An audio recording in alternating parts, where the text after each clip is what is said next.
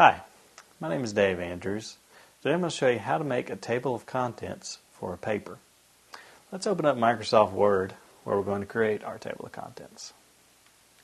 Click on the Start button, go to All Programs, find Microsoft Office.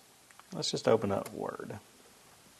I'm going to pretend that I'm writing a paper here on the important features of the moon.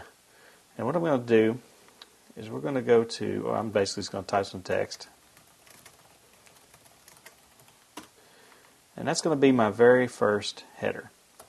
So I'm going to select this text, and under Styles, I'm going to make it a heading 1.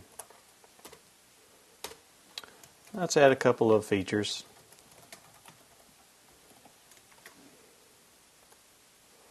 And we're going to make them headings as well.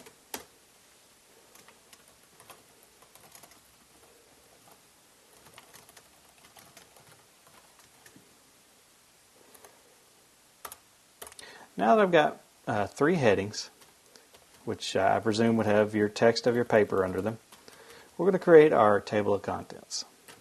Let's move these down to where they're on different pages. I'm just going to press enter a bunch of times, and let's spread this out quite a bit as well to where it will be on a separate page. Alright, so those have been moved down to different pages. Let's go back to the very top. And we're going to insert our table of contents on the first page.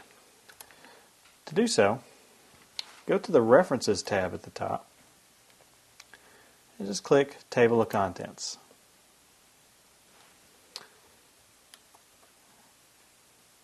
Now we want to insert an automatic table, so click on Automatic Table 1. That will automatically create our table of contents based on the headers that were in our table. If I scroll back up to page 1, you can see that my table of contents has been created here. Important features of the moon, sea of tranquility, and reflective properties of the moon's surface. It also tells you what pages they are on. My name is Dave Andrews, and I've just showed you how to create a table of contents for a paper.